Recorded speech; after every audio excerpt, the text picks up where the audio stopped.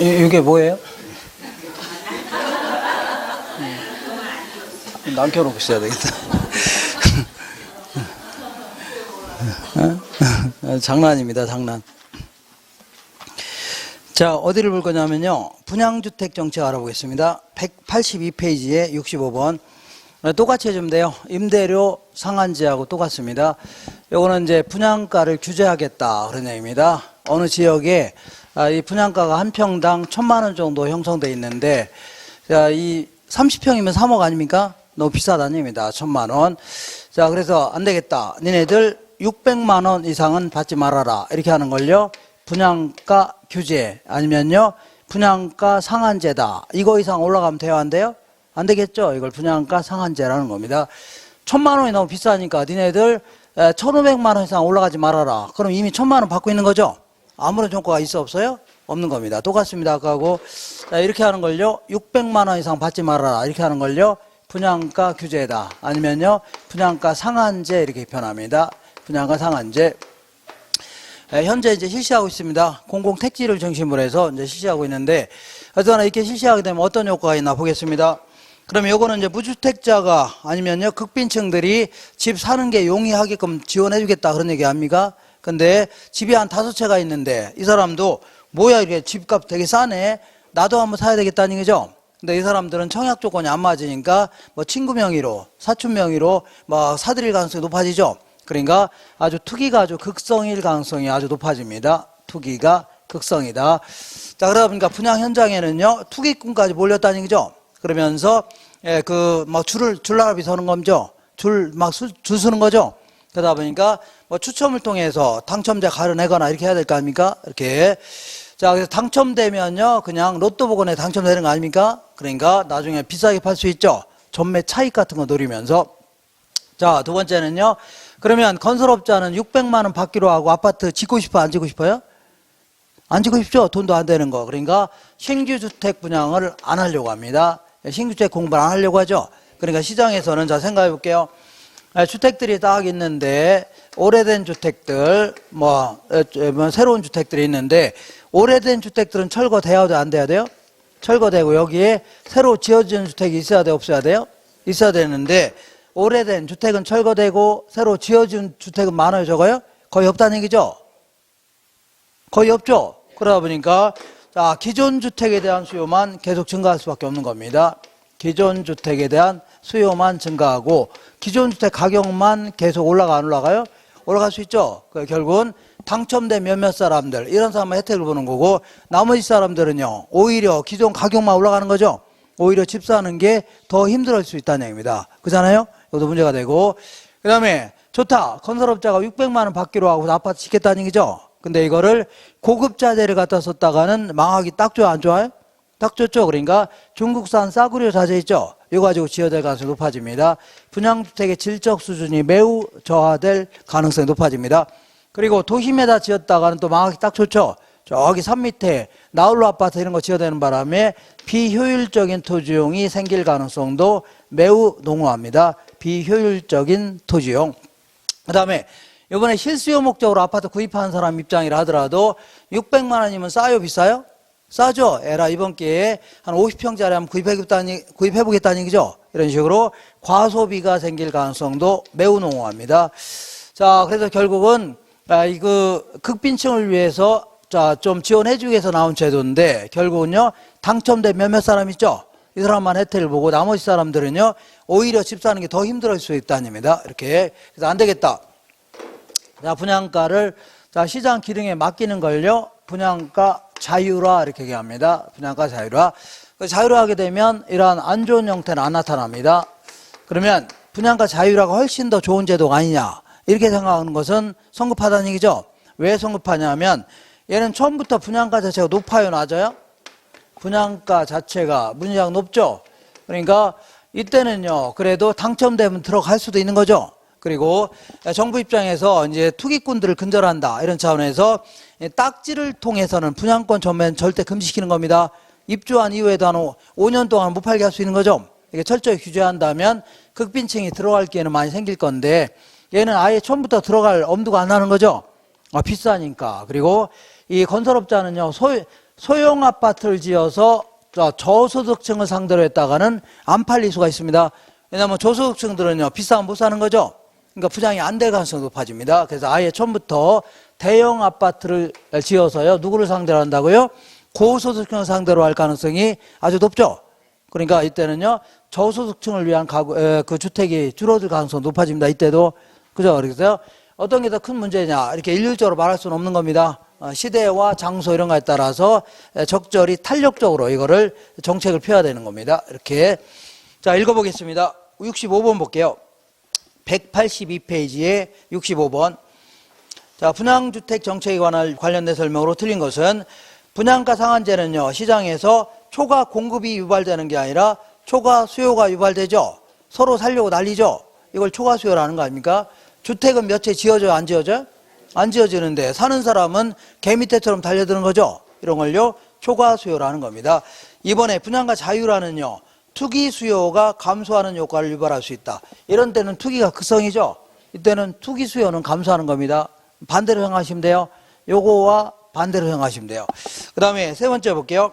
분양가 상한제로 인하여 주택의 과소비 현상이 발생할 수 있다. 맞는 거죠? 이 과소비가 발생할 수 있는 겁니다. 네 번째, 분양가 자유라는요, 장기적으로 시장에서 분양주택의 수를 증가시킬 수 있죠.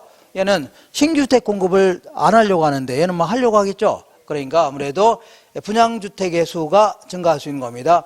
분양가 상한제는요, 분양주택에 대한 질적 하락을 유발할 수 있죠. 그러니까 질적 하락, 중국산 싸구려 자재 이런 거 가지고 지어될 가능성이 높아집니다. 자, 67번 볼게요.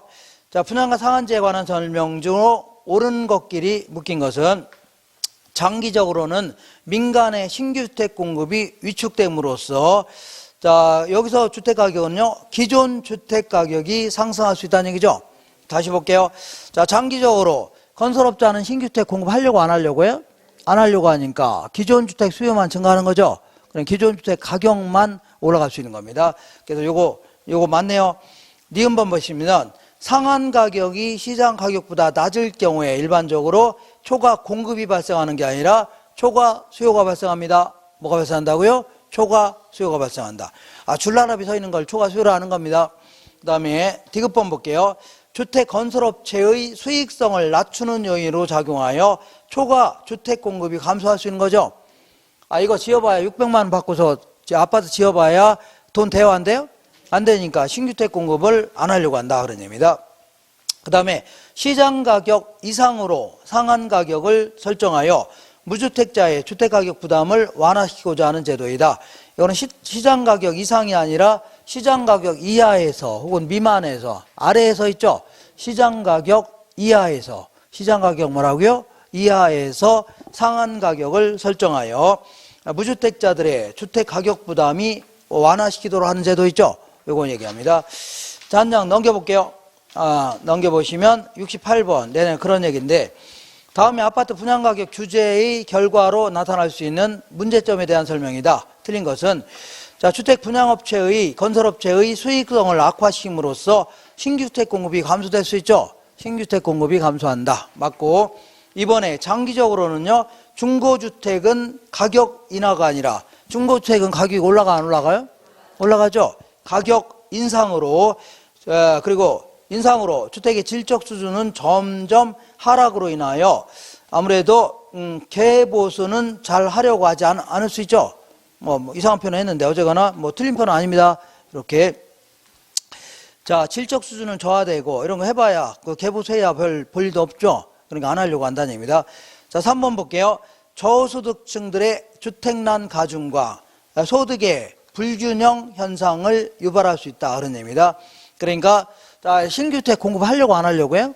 안 하려고 하죠. 그러니까 주택난 그 가중이 될 수 있는 거죠.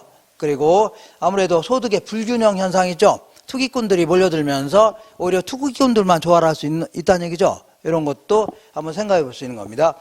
그 다음에 전매 차익을 노린 투기적 주택 수요를 유발할 수 있죠. 이렇게 맞는 거고, 주택 수요자가 필요 이상의 주택을 구입함으로써 주택의 과소비라든가 자원의 낭비를 초래할 수 있죠. 과소비라든가 자원의 낭비를 가져올 수 있는 겁니다. 70번 볼게요. 선분양제도나 후분양제도에 대한 설명 중 틀린 것은 선분양제도는요, 완성도 되기 전에 미리 파는 거 있죠? 이걸 선분양이라는 겁니다. 극단적인 경우는요, 모델하우스 지어놓은 다음에 막 파는 거 있죠? 이런 걸 선분양이라는 거고, 후분양은요, 완성된 다음에 파는 거죠? 이걸요, 후분양이라는 겁니다. 그럼 1번 볼게요. 선분양은요, 후분양에 비하여 주택 소비자의 오염부담이 다소 큰 문제점이 있죠? 그러니까 이거는 완성도 되기 전에 미리 사는 거 아닙니까? 그럼 나중에 부도 나면 어떻게 합니까? 큰일 나죠? 그러니까 오염이 다소 큰 문제점이 있습니다. 2번 해볼게요. 그리고 후분양이 소비자 관점에서의 분양 정책이라면요, 선분양은요, 공급자 관점에서의 분양 정책이라 할 수 있는 겁니다. 이게 왜 나왔냐면 공급자들이 돈도 없으면서 아파트 지어댈 수 있는 거죠. 그러니까 계약금, 중도금 탁탁 들어와야 안 들어와요? 들어오죠. 80년대에 아파트 많이 지으도록 건설업자를 유도하기 위해서 만든 제도입니다. 알겠나요? 그러니까 이거는 공급자를 지원해 주기 위한 제도예요. 누구라고요? 공급자. 근데 후분양은요, 완성된 다음에 파는 거죠. 그러니까 얘네들은 잘못 지었다가는 분양이 안 될 가능성이 높아집니다. 그러니까 건물을, 아파트를 적절히 질적수는 매우 높이게 지을 수밖에 없는 거죠. 그러니까 이거는요, 소비자 위주의 정책이 되는 겁니다. 3번 볼게요. 선분양을 할 경우에 소비자들은요, 주택의 비교 구매가 가능해지며 주택 품질 또한 높아질 가능성이 크다고 할 수 있죠. 요거는 선분양이 아니라 후분양입니다. 후분양은요, 선분양은 아파트가 지어지기도 전에 사는 거죠. 있지도 않은 거 사는 거 아닙니까? 어떤 경우는 그러니까 비교할 수가 있어 없어요? 없습니다. 근데 후분양은요, 완성된 다음에 구입하는 거죠. 아줌마들이 다니면서. 그러니까 비교 구매가 가능하고, 그리고 잘못 지었다가는 또 안 팔릴 수 있는 거죠. 그러니까 주택 품질 또한 매우 높일 가능성이 높습니다. 이거는요, 선분양이 아니라 후분양 제도입니다. 그래서 3번 틀렸네요. 4번에 후분양 제도는요, 선분양 제도보다 건설사 입장에서는요, 자금 조달이 어려운 특징이 있겠죠. 왜냐하면 자, 선분양은요, 계약금, 중도금 다 들어와 안 들어와요? 요 가지고 아파트 지으면 되는데, 후분양은요, 완성된 다음에 파는 거죠. 그렇기 때문에 그 전에 자금 조달 능력이 없으면 아파트 짓기 힘들어지는 겁니다. 요거 맞는 겁니다. 그다음에 선분양하고자 하는 사업자는 반드시 대한주택보증의 분양 보증이 요구된다. 이거는 대한주택보증이 아니라 요즘에는요, 주택도시보증공사로 바뀌었습니다. 바꿔놓으세요. 주택도시보증공사. 주택도시 뭐라고요? 보증공사 이렇게 바뀌었습니다. 그래서 아파트가 이제 부도날 수 있죠, 중간에. 그럼 얘들이 들어가서 완공까지 시켜야 돼요. 그 입주까지 다 마쳐야 됩니다. 이거 하는 업체가 어디라고요? 주택도시보증공사입니다. 이렇게. 자, 이렇게 정리하시고 한 장 넘겨보겠습니다. 넘겨보시면 자, 거기 부동산 조세와 관련된 얘기를 공부할 건데, 요거는 우리 노랑책에 어디 있냐면 120페이지에 있을 겁니다. 자, 노랑책에 몇 페이지라고요? 120페이지에 있는데, 요거. 자, 읽어볼게요. 120페이지. 여기가 원룸이 있습니다. 간단히 알아볼게요. 원룸이 있는데, 자, 원룸의 주인을 뭐라고요? 임대인. 여기 새 들어 사는 사람을요, 임차인 해줄게요. 이렇게. 근데 이런 것들을 예전에는 재산세 같은 거 부과하지 않았는데, 하도 많이 생기니까 재산세를 부과하기로 했다고 가정해보는 겁니다. 재산세를 부과한다면, 자, 집주인은 자기가 내려고 안 내려고요? 안 내려고 하고, 임대료 인상을 통해서 그 세입자한테 떠넘기려고 합니다. 자, 이걸요, 조세의 전가다 이렇게 표현합니다. 그러니까 법적으로 세금 누가 내야 돼요? 임대인이 내는 거죠. 근데 이거를 임대료 인상을 통해서 세입자한테 떠넘기는 걸요, 조세의 전가라는 겁니다. 뭐라고요? 조세의 전. 그랬더니 여기 사는 사람들이 다 나갔다. 다 나갔다는 얘기는 너 아니라도 갈 데가 많아요, 저거요? 많다는 얘기입니다. 탄력적으로 반응했다. 대체제가 많다는 얘기죠. 그러면 다 나가니까 그런다고 세금 안 내나요? 재산세는 갖고 있다는 사실 있죠. 요걸로 6월 1일 날 갖고 있는 사람한테 하루라도 갖고 있는 사람 있죠. 이 사람한테 자, 재산세 부과하는 겁니다. 그잖아요? 그러니까 얘는 1월 1일 날짜 공시가 기준으로 부과하는 겁니다. 뭘 기준으로 하고요? 공시가격을 기준으로 부과하는 거기 때문에 세금 누가 다 내야 돼요? 임대인이 다 내야 되겠네요. 누가 낸다고요? 임대인이. 임대인이 다 돼야 돼요. 근데 만약에 자 임대료 인상했더니 그대로 남았답니다. 그대로 남았다는 얘기는 갈 데가 있어 없어요? 없죠. 그러니까 이거를 대체제가 별로 없다는 얘기죠. 그러면 그대로 남아있으니까 임대료 올렸어 안 올렸어요? 올린 걸 내면 되는 거죠. 그럼 결과적으로 누가 낸 꼴이에요? 임차인이 내는 꼴이 되는 겁니다. 이런 식으로 임대료 인상을 시켰을 때 실질적으로 세부담을 누가 하냐, 이걸 뭐라고요? 이거를 조세의 귀착이다 이렇게 표현합니다. 조세의 뭐라고요? 귀착이다 해주는데, 요거는 예전에 내가 그림을 좀 그리기도 했는데 지금은요 이렇게 마세요. 자 결론만 기억하시면 돼요. 결론만. 누가 더 비탄력적이냐, 요것만 기억하세요. 비탄력적인 쪽에서 세부담이 커요 작아요? 세부담이 크다. 이거 딱 기억하시면 돼요. 세부담이 크다. 상대적으로 비탄력적인 쪽에서 세부담이 큽니다. 딱 기억하세요. 자 그래서 이렇게 기억하세요. 자 비세다 이런 식으로. 비세다. 비탄력적일수록 세부담은 커요 작아요? 크다. 그래서 이걸요 비세다 이렇게 하시면 돼요. 비세다. 자 비세다. 어제 비 왔어 안 왔어요? 왔잖아요. 그래서 아파트에 아파트가 비세는 건 좀 그러네요. 이렇게 비세다 이렇게 할 수 있죠. 자 그럼 이것만 딱 기억하시면 자 다른 건 모두 해결됩니다. 그럼 만약에 어떤 한쪽이 완전 비탄력적이다 그러면 그쪽이 100% 세금 다 부담하는 거예요. 그 다음에 어떤 한쪽이 완전 탄력적이다 그러면 그쪽은 세부담 전혀 안 합니다. 전혀 안 해요. 이렇게 하시면 돼요. 그러니까 이것만 딱 기억하시면 되죠. 기억하시고 이걸 기초로 해서 문제를 좀 풀어볼게요. 자 대표 유형에 보겠습니다. 186페이지. 자 옳은 것은 부동산 조세에 관한 설명으로 옳은 것은 소유자가 거주하는 주택에 대하여 재산세를 부과한다면 주택 수요가 증가하는 게 아니라 감소하겠죠. 감소하고 주택 가격은요 하락하게 됩니다. 자 요거 해설 다 무시하세요. 해설 무시하세요. 재산세 잔뜩 부과한다면 사람들은 부동산 주택 살려고 안 살려고요? 여기 주택 수요자를 물어보는 거죠. 수요자는 살려고 안 살려고요? 안 살려고 할 거 아닙니까? 그죠? 안 살려고 하니까 가격은 올라가요 떨어져요? 떨어집니다. 간단한 얘기입니다. 쓸데없는 소리 하지 마세요. 해설 다 무시하세요. 뭘 무시하라고요? 해설 무시하세요. 2번 볼게요. 2번도 똑같이 이번에는 임대주택에 재산세를 부과한다면 사람들은 임대사업 하고 싶어 안 하고 싶어요? 재산세 많이 부과한다면 그 돈 벌어서 다 정부한테 줘야 되겠죠? 그러니까 임대사 하고 싶어 안 하고 싶어요? 안 하고 싶을 겁니다. 이번에는 주택 공급자를 얘기하는 겁니다. 임대택의 공급이 감소합니다. 감소하면서 공급이 감소하면요 임대료는 다시 하락이 아니라 상승하게 됩니다. 상승해요. 해설 다 무시하세요. 무시하시면 됩니다. 자, 그 다음에 3번도 똑같은 얘기입니다. 주택의 취득세율을 낮춘다면, 그러니까 취득세율이 낮아지면 세부담이 줄어드니까 주택 수요는 증가해요, 감소해요? 증가하는 겁니다. 주택 수요는 증가한다 해줘야 돼요. 그 다음에 동결 효과라는 게 뭐냐면 이런 얘기입니다. 자, 어떤 지역이 아파트 단지인데 투기가 아주 극성입니다. 그래서 안 되겠다. 여기다 양도소득세를 중과세 하기로 했다고 시작. 중과세 한다면 사람들은 중과세 한다니까 아무래도 아파트 안 살 거 아니냐는 얘기죠.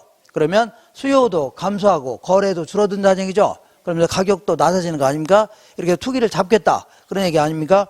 근데 문제는 웬걸 사는 사람들은 별 차이가 있어 없어요? 없습니다. 왜냐하면 아파트 사서 바로 팔을 건가요? 바로 팔을 거 아니죠? 나중에 팔 거죠? 그러니까 나중에 팔 수도 있으니까 지금 당장 사는 사람은 큰 차이가 있어 없어요? 없습니다. 근데 문제는 파는 사람들이 지금 당장 팔으려고 나중에 팔으려고 해요? 나중에 팔려고 합니다. 왜냐하면 정권이 10년 단위로 거의 바뀌죠? 나중에 세법이 바뀔 수 있으니까 그때 팔으려고 한다는 얘기죠. 그러니까 지금은 당장 팔려고 내는 걸 걷어들인다는 얘기죠. 오히려 공급이 감소하기 시작합니다. 뭐 감소한다고요? 공급이 감소하면서 가격은 오히려 올라갈 수 있다는 얘기죠. 그러면서 자 시장에 나와 있는 물건은 몇 개 돼야 한대요? 안 되니까 거래는 뚝 끊기면서 자 이걸요 동결 효과라는 겁니다. 무슨 효과라고요? 동결 효과. 시장이 꽁꽁 얼어붙는 효과 있죠? 이걸요 동결 효과다 해줍니다. 일종의 정부 실패입니다. 자 읽어볼게요. 자 4번 해볼게요. 4번. 주택 공급의 동결 효과란 가격이 오른 주택의 소유자가 양도세를 납부하기 위해가 아니라 납부하지 않기 위하여 나중에 납부하기 위하여 주택의 처분을 적극적으로 추진하는 게 아니라 처분을 미룸으로써, 미룬다는 얘기죠. 나중에 팔려고 미룸으로써 주택 공급이 오히려 증가가 아니라 감소하는 효과 있죠. 이걸요 동결 효과라는 겁니다. 이거 되겠죠? 이렇게. 자, 그러니까 나중에 팔려고 한다는 얘기죠. 그런 얘기 하는 거고. 그 다음에 토지의 공급이 가격 탄력성이 0이다. 밑줄 쳐볼게요. 공급의 가격 탄력성이 0. 밑줄 쳤나요? 이거를 완전 비탄력적 해줍니다. 어떻게 하라고요? 완전 비탄력적이다. 그러면 아까 내가 뭐라고 했어요? 완전 비탄력적인 쪽에서 세부담이 100% 한다고 했죠? 그러니까 공급자가 100% 다 하는 겁니다. 그러면 공급자가 토지 소유자죠? 소유자가 공급하는 거 아닙니까? 그러니까 부동산 조세 부과 시 소유자가 전부 부담하게 되는 겁니다. 맞습니다. 오른쪽 북에 73번.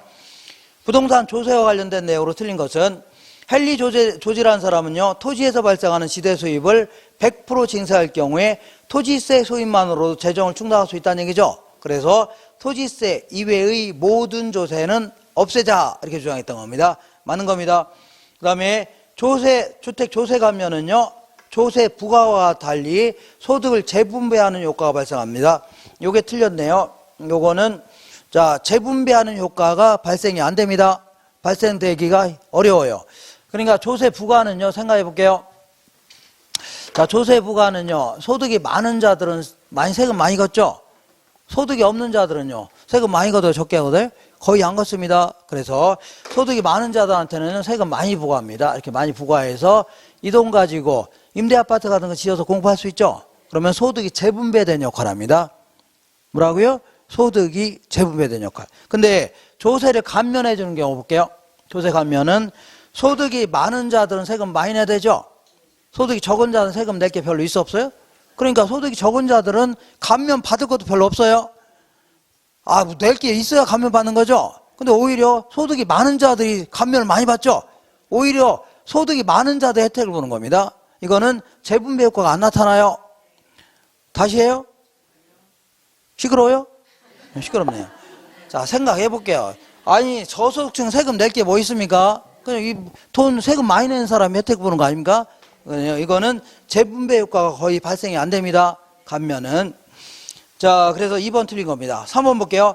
토지의 공급이 완전 비탄력적인 상황에서는, 자, 요거 기억날나 모르겠는데, 자, 완전 비탄력적이면 수직 아닙니까?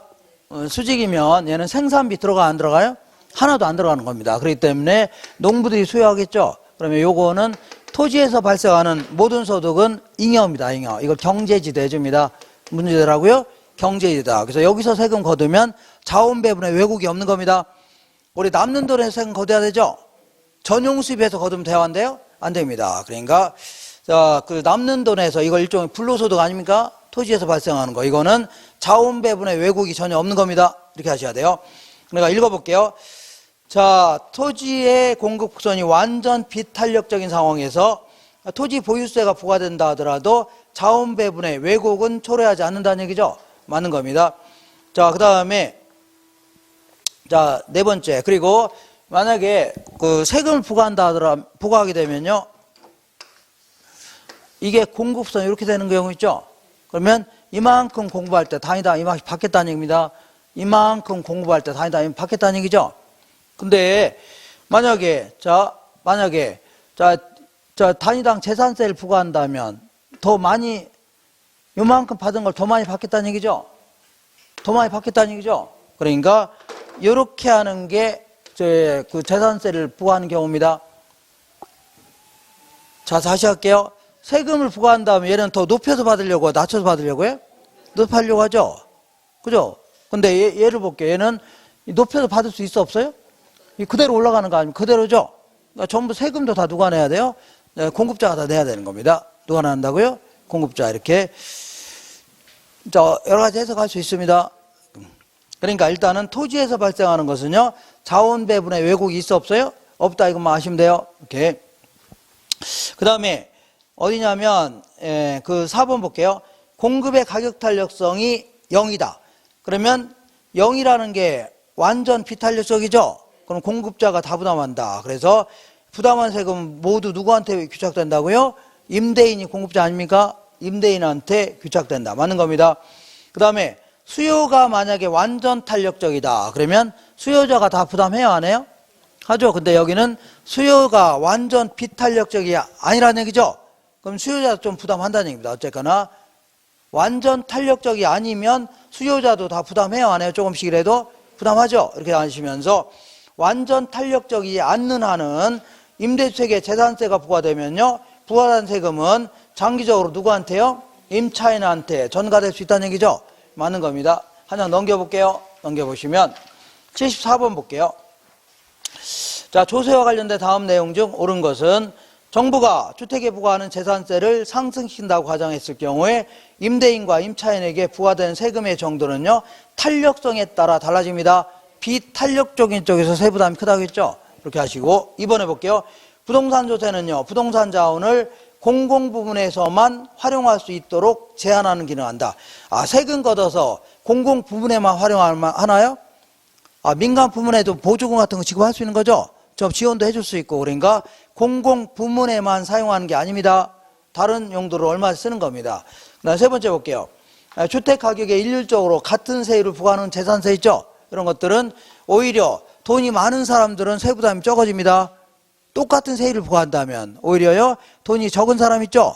저소득층은 오히려 세부담이 커져요. 이런 걸요, 역진세정이 성격이 따집니다. 읽어볼게요. 자, 주택 가격에 일률적으로 같은 세율을 적용하는 재산세는요, 누진세가 아니라 역진세적인 효과가 나타납니다. 무슨 효과라고요? 역진세적인 효과가 나타나죠. 여기 하는 겁니다. 이거 여러 번 했는데 이거 알 수 있겠죠? 다시 해요? 자, 다시 안 해도 되겠죠? 그 다음에 조세 부과는요, 공급자와 수요자와 공급자 모두에게 세금을 부담하게 하나 상대적으로 가격 탄력성이 높은 쪽에서 세금을 더 많이 부담하는 게 아니라 낮은 쪽에서, 탄력도가 낮다는 얘기는요, 비탄력적이라는 얘기죠. 비탄력적인 쪽에서 혹은요, 낮은 쪽에서 세금을 더 많이 부담합니다. 5번도 똑같은 얘기인데 공급의 가격 탄력성은 탄력적인 반면에 밑줄 쳐볼게요. 수요의 가격 탄력성은 비탄력적이다. 그러면 수요자가 세부담이 커요, 작아요? 크다. 이거 딱 기억하고 있다가 시장에서 세금이 부과될 경우에 실질적으로 공급자가 수요자보다 더 많은 세금을 부담하는 게 아니라 공급자하고 수요자 바꿔놓으세요. 수요자가 공급자보다는 더 많이 세금을 부담합니다. 이렇게 해줘야 돼요. 그 다음에 77번 보겠습니다. 다음 중 조세 부담 관련된 설명으로 내용으로 옳은 것은 공급자에게 재산세를 부과할 경우에 공급자가 탄력적이 될수록, 자, 비탄력적일수록 세부담이 커지는 거죠. 거꾸로 한다면요, 탄력적이 될수록 세부담은 작아지는 겁니다. 그래서 공급자가 탄력적일수록 공급자 부담은 가중되는 게 아니라 완화된다 혹은요, 감소된다 해줘야 돼요. 감소된다. 2번 볼게요. 공공임대주택의 대량 건설은요, 그러면 주변에다가 대형 공공아파트 많이 짓게 되면 우리 같은 소비자 입장에서는 대체재가 많아져, 적어져요? 많아지죠? 그럼 많아질수록 탄력적이 돼요, 비탄력적이 돼요? 탄력적이 되니까 탄력적이 될수록 세부담은 커져요, 작아져요? 작아지죠? 그 얘기하는 거. 니까지 올리면 다른 데 가면 될 거 아니야, 나오는 거 아닙니까? 그렇게 얘기하는 겁니다. 그래서 다시 읽어볼게요. 공공임대주택의 대량 건설은요, 수요자에게 조사의 부담을 더 가중하는 결과가 아니라 완화시키는 결과를 유발합니다. 완화시키는 결과를 유발한다. 그 다음에 3번에 헨리조지는요, 토지세를 제외한 모든 조세를 없애고 정부의 재정은요, 토지세만으로 충당하는 토지 단일세를 주장했다. 맞는 거고, 양도소득세 중과 후에 매수인이 지불하는 가격은, 자, 양도세를 중과한다면 집주인은요, 가격 올려서 팔으려고 해요, 낮춰서 팔으려고 해요? 올려 팔려고 하죠. 그럼 매수자는요, 자, 높은 가격을 지불할 수밖에 없는 겁니다. 읽어볼게요. 양도세가 중과 후에 매수인은요, 지불하는 가격은요, 양도소득세 중과되기 전보다 높아지는 겁니다. 높아져요. 그 다음에 이번에는 자 3번 볼게요. 양도세가 중과되면 주택가격의 주택공급의 동결 효과로 인하여 주택가격이 오히려 상승할 수 있다고 했죠. 오히려 상승할 수 있다는 얘기입니다. 한 장 넘겨볼게요. 자, 78번 보겠습니다. 자, 부동산 시장에서 조세 영향과 관련된 내용으로 틀린 것은 주택시장에서 조세 감면 정책은요, 자가 소유를 촉진하는 효과가 있다는 얘기죠. 아까 감면해 주면 누가 오히려 혜택이 있다고요? 오히려 고소득층 혜택을 보는 겁니다. 그러니까 오히려 고소득층들이 오히려 혜택을 볼 수 있죠. 그러니까 주택을 더 많이 막 소비할 수도 있고 더 큰 주택 있죠. 소비할 수도 있다는 얘기입니다. 그전에는 세금 많이 부과했는데 지금은 감면해 주겠다는 얘기죠. 그럼 감면받는 사람이 주로 누구예요? 고소득층 아닙니까? 그러니까 걔들이 오히려 돈을 더 남아돌죠. 그러니까 더 많이 주택을 소비할 수 있는 거죠. 그 얘기하는 겁니다. 다시 할게요. 안 해도 되겠죠? 그 다음에 잘 생각하시면 됩니다. 이번에 양도세가 중과되면 주택의 동결 효과로 인하여 주택가격이 오히려 상승한다고 했죠? 예, 틀렸고 3번 볼게요. 토지의 공급선이 완전 비탄력적인 상황에서 토지 보유세가 부과하더라도 자원 배분의 왜곡은 초래하지 않는다고 했죠? 맞는 겁니다. 토지 이용을 특정 방향으로 유도하기 위하여 예를 들어서 어떤 지역이 토지 투기가 극성이다. 그런 데는 높은 세를 부과해야 되죠. 그래서 특정 방향으로 유도하기 위하여 정부가 토지 보유세를 부과할 때는요.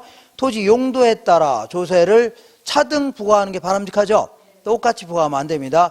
차등. 투기적 목적으로 쓰는 것만 높은 세를 부과하는 거죠. 이렇게 하는 게 효과가 있는 겁니다. 그 다음에 비례세를 부과로 인하여 나타나는 역진제적인 성격을 완화하기 위해서는요. 누진세 제도가 효과적입니다. 그죠? 소득이 많은 자들은요. 높은 세율을, 소득이 적은 자들은요. 낮은 세를 부과하는 게 효과적입니다. 정리할 수 있죠? 그렇게 하시고. 자, 이렇게 해서 정책론을 끝냈습니다. 좀 빨리 끝내야 되는데.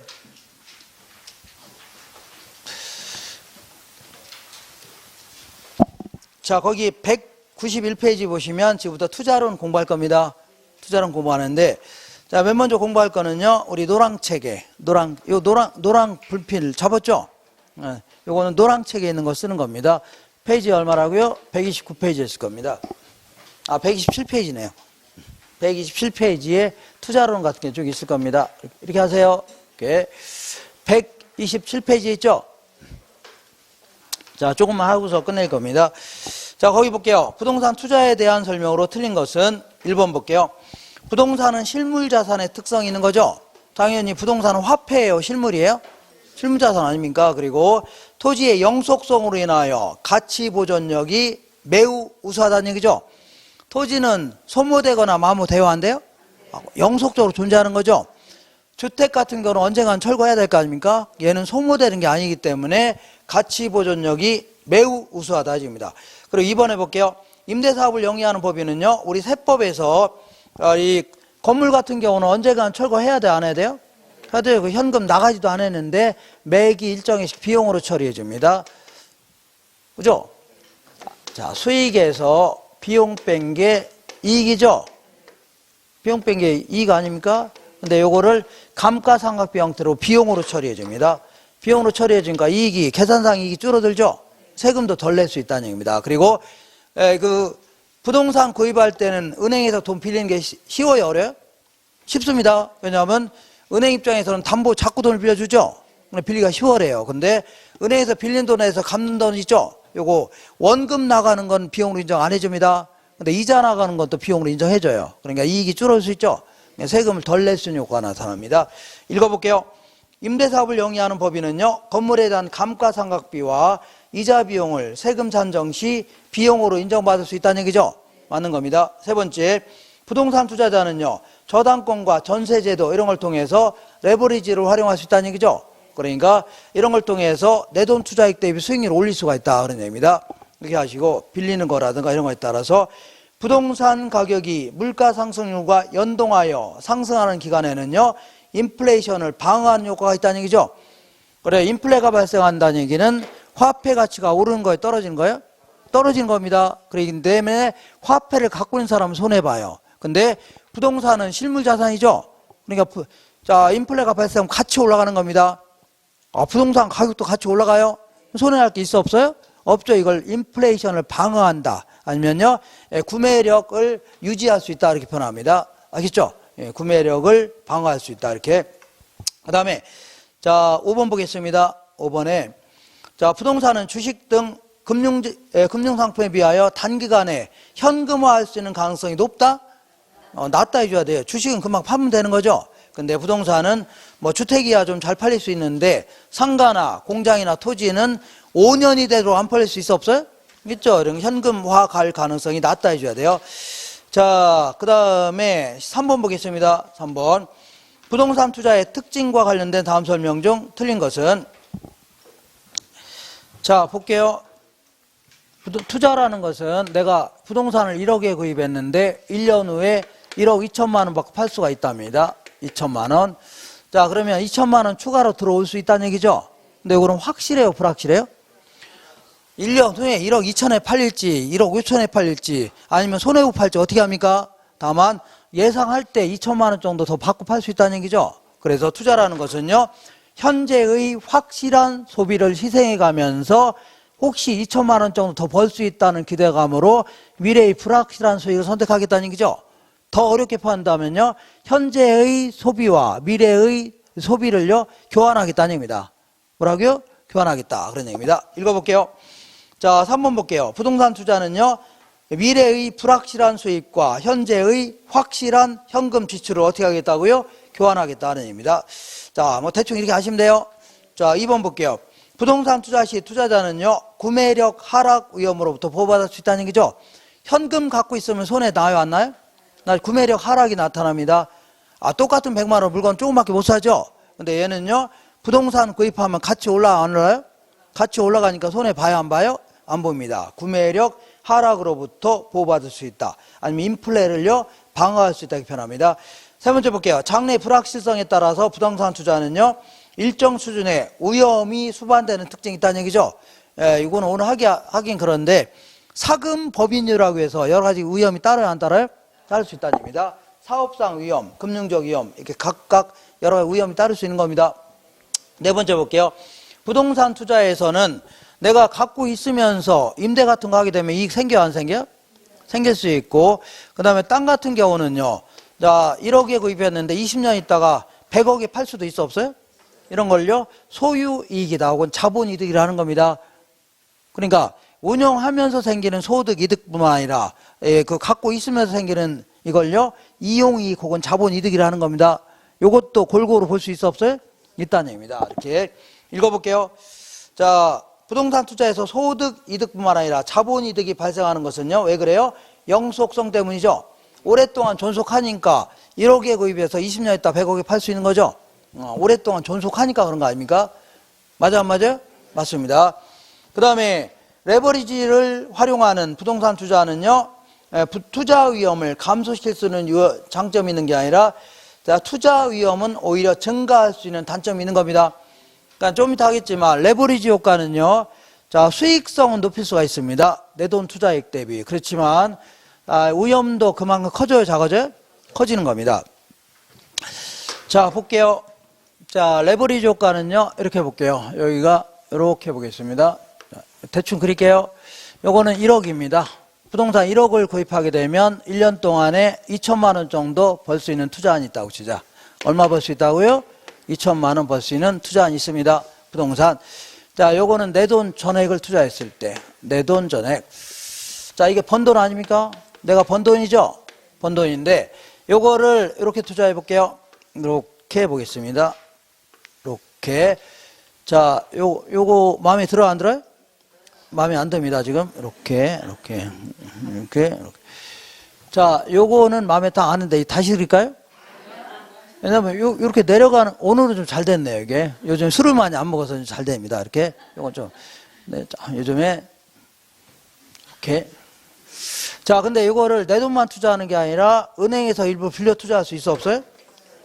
은행에서 이게 빌려 투자할 수도 있죠.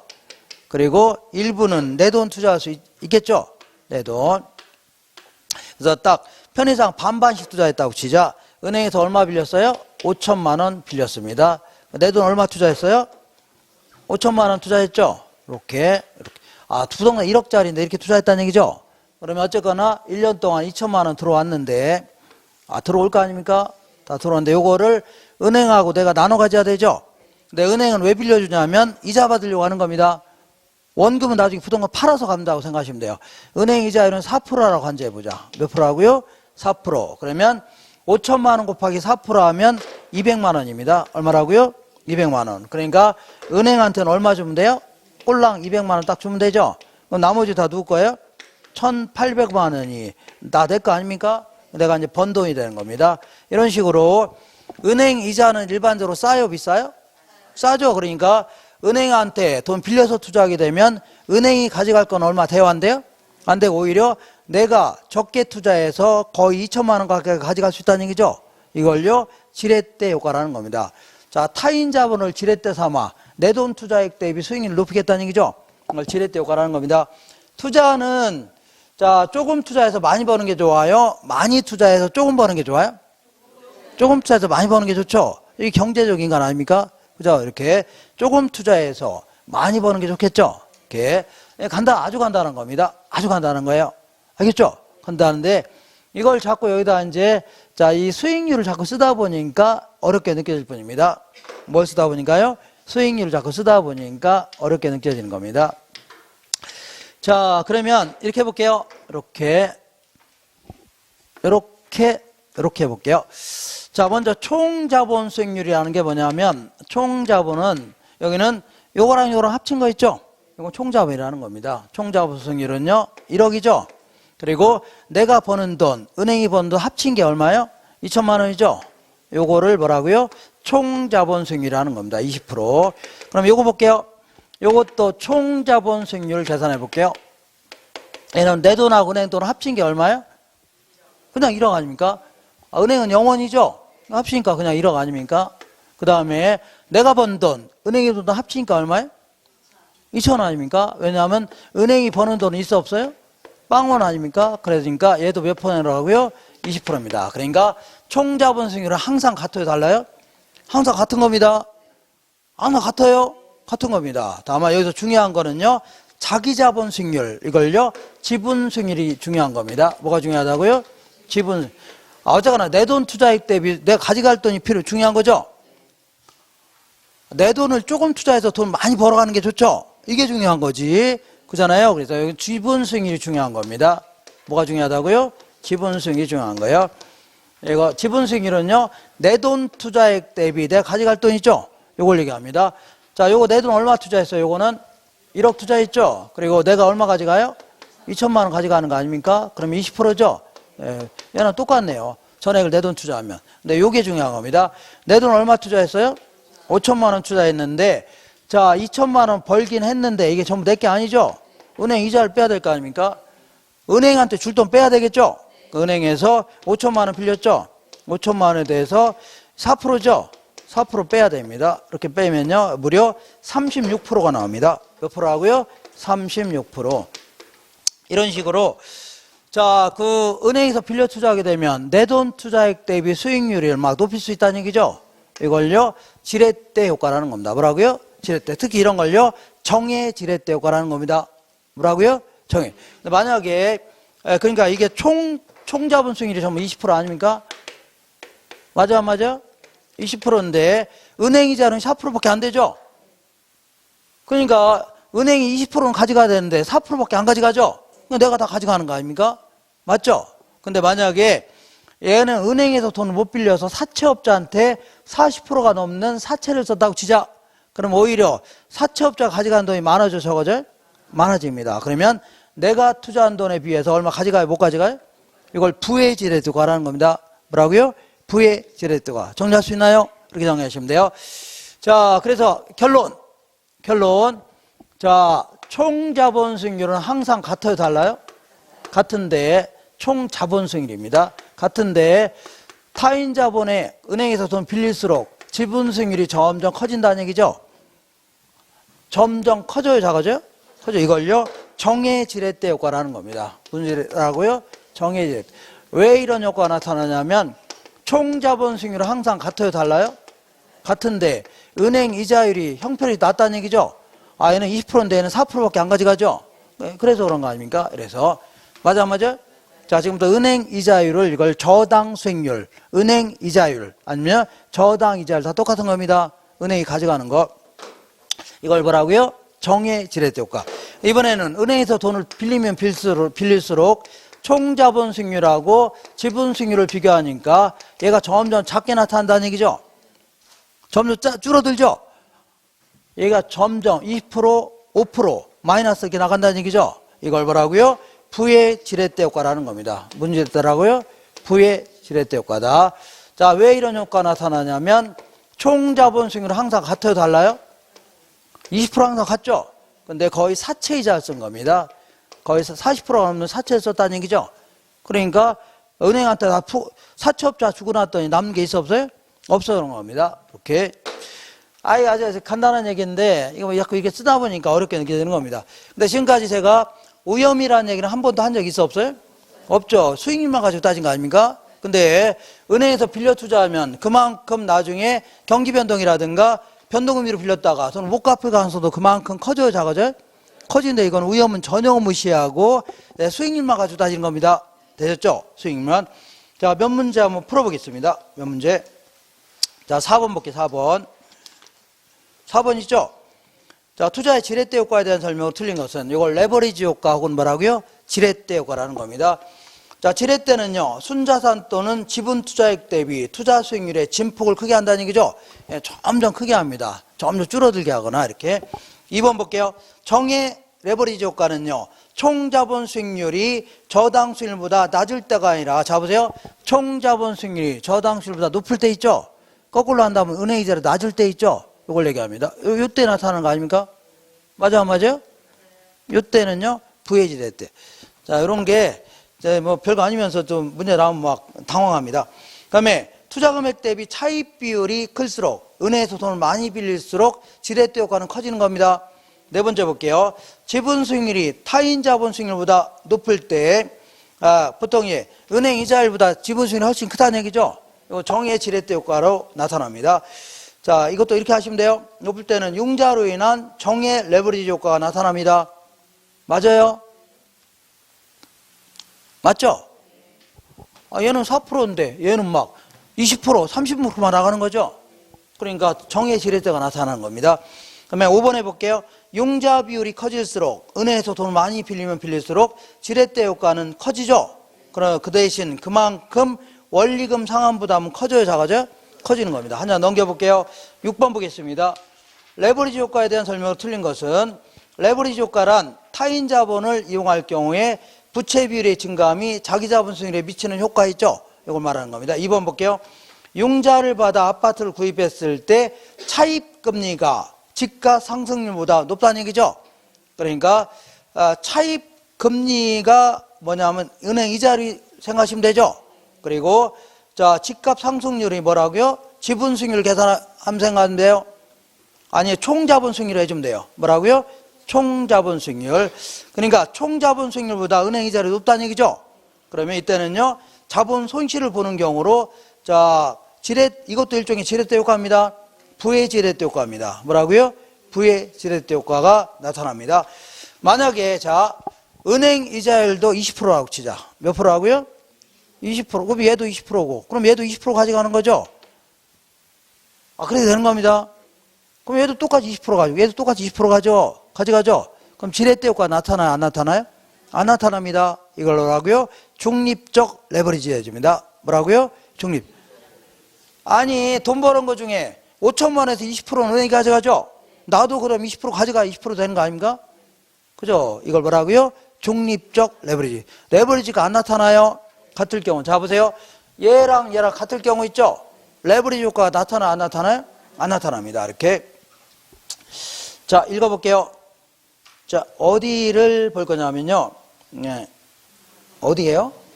자, 3번 볼게요. 6번에 3번. 중립적 레버리지에서는요, 부채 비율이 변화해도 자기 자본 수익률은 변해요? 안 변해요? 안 변합니다. 안 변해요? 자, 무슨 얘기 하셨죠? 안 변해요? 자, 4번 볼게요. 정의 레버리지 효과를 예상하고 투자했을 때 부채 비율이 커질수록 경기 변동이라든가 금리 변동에 따른 위험은 그만큼 커져야 작아져? 커지는 겁니다. 이거 틀렸네요. 자, 부의 지렛대에서 부채 비율의 증가는 오히려 더 낮은 지분 수익률을 얻을 수가 있다는 얘기죠. 무슨 얘기냐면 부의 지렛대는요, 사채를 썼다는 얘기죠. 40%가 넘는 거. 그럼 점점 지분 수익률이 점점 감소한다는 얘기죠. 점점 낮은 지분 수익률을 얻을 수가 있다. 그런 얘기입니다. 맞는 거예요? 9번 보겠습니다. 부동산 투자의 레버리지 효과에 대한 설명 중 옳은 걸 모두 골라라. 총 자본 수익률보다 저당 수익률이 더 클 경우. 자, 보세요.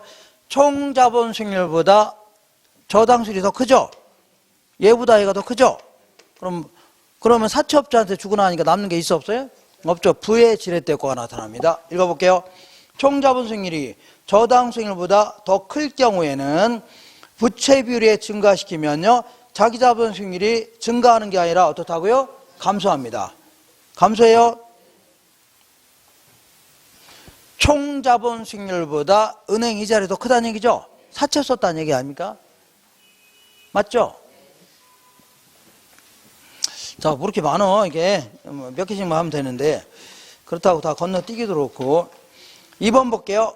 자, 2번 같은 경우는 요거를 응용할 줄 아셔야 됩니다. 뭘 한다고요? 응용. 에이. 자, 요거 지워도 되죠? 요거 지울게요. 요 그림만 잘 볼 줄 아시면 돼요. 이번에 대부 비율이 50%입니다. 자, 이런 문제 나오면요. 그 임의의 숫자를 집어넣어서 계산하는 게 가장 빠릅니다. 자, 그러니까, 자, 예를 들어서 부동산이 1,000원짜리라고 치자. 그 은행에서 빌린 돈을 뭐라고요? 저당. 내 돈을요? 지분 투자이라고 치자. 그러면 대부 비율이 50%라는 얘기는 은행에서 얼마 빌렸다는 얘기예요? 500원 빌렸다는 얘기입니다. 그럼 내 돈 얼마 투자했어요? 500원 투자했다. 이렇게 해주지 않으면 풀기 상당히 힘듭니다. 대부 비율이 50%, 총 자본 수익률은 자, 몇 프로라고요? 10%죠? 맞아, 안 맞아? 총 자본 10%니까 1,000원 투자했을 때 총 자본 수익률이 10%라는 얘기는 얼마 벌 수 있다는 얘기예요? 100원 벌 수 있다는 얘기죠? 이 100원에는 내가 버는 돈도 있고 은행이 버는 돈 있어 없어요? 있다는 얘기입니다. 총 자본 수익률 아닙니까? 그러면 이때 자, 그 저당 수익률이 8%랍니다. 은행 이자율이 몇 프로라고요? 8%라고 했죠? 그러면 자기 자본 수익률은 계산해 볼게요. 자, 지분 수익률을 계산해 볼게요. 이렇게 지분 수익률은 내 돈 얼마 투자했어요? 500원. 그다음에 100원 벌긴 했는데 다 내 거예요, 내 게 아니에요? 내 게 아니죠. 은행 이자를 빼야 될 거 아닙니까? 은행에서 얼마 빌렸어요? 500원 빌렸고 은행 이자를 몇 프로라고요? 8%. 자, 계산하면 12%가 나올 겁니다. 몇 프로라고요? 10%. 이렇게 풀지 않으면 풀기 매우 까다롭습니다. 자, 이런 거는 뭐 실전에서 나온 문제입니다. 기출문제. 손대기가 좀 힘들어요. 대충 아시겠나요?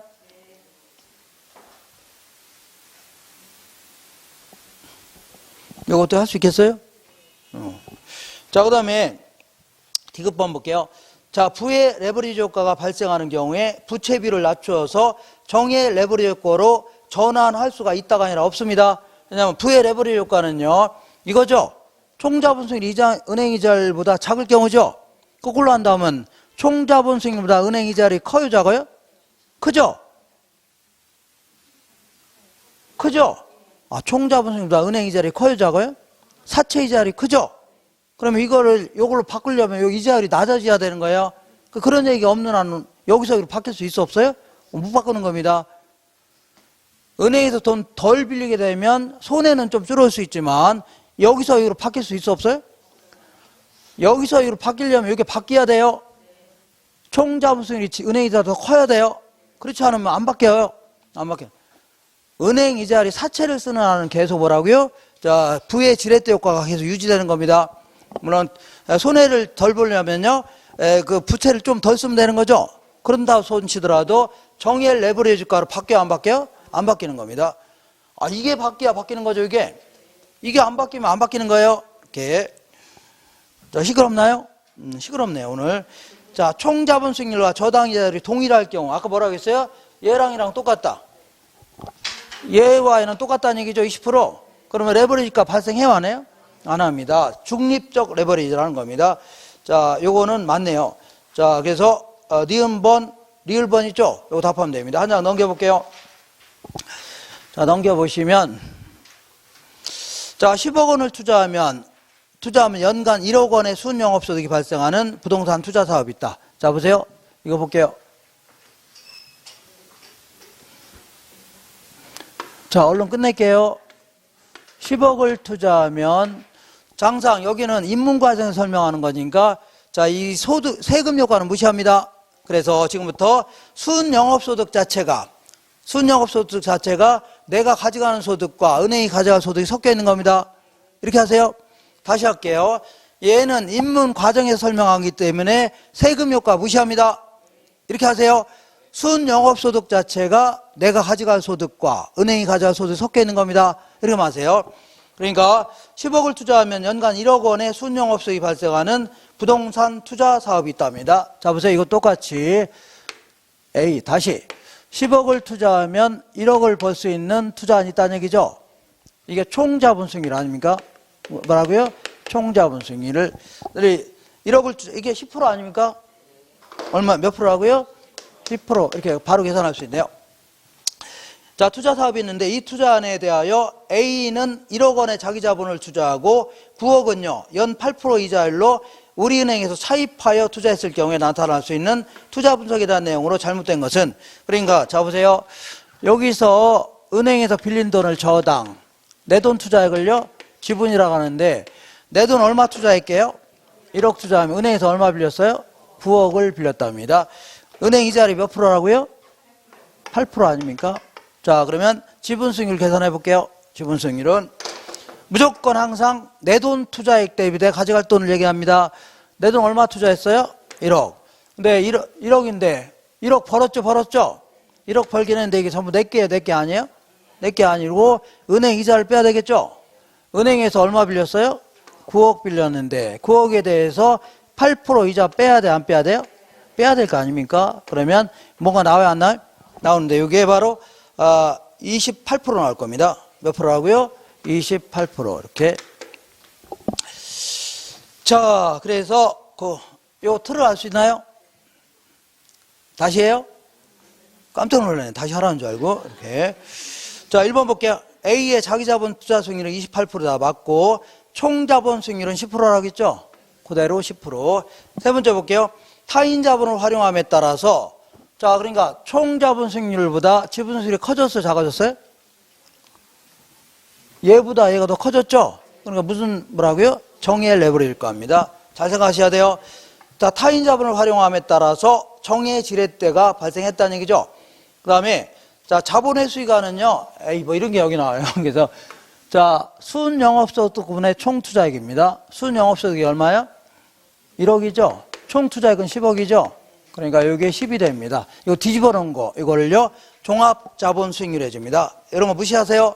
나중에 어림세법에서 할 겁니다. 그 다음에 네 번째, 뭐 이런 게 자꾸 나오면 헷갈립니다. 그 다음에 4번 볼게요. 5번. 차익금리가 연 10%일 경우라면 부의 지렛대가 발생할 수 있다. 자, 10%라면, 자, 보세요. 자, 10%라면, 요게 몇 프로라고요? 요게 10% 아닙니까? 그러면 총자본 수익률하고 은행 이자율이 같아요, 달라요? 얘가 같으면 지렛대가 나타나 안 나타나요? 안 나타난다고 했죠? 항상 똑같습니다. 알겠죠? 그러니까 얘는 지렛대 효과가 안 나타나요. 뭐가 나타난다고요? 부의 지렛대가 아닙니다. 중립적 지렛대에 나타납니다. 지렛대 효과가 나타나요? 안 나타나요? 안 나타난다. 이게 답이에요. 헷갈려요?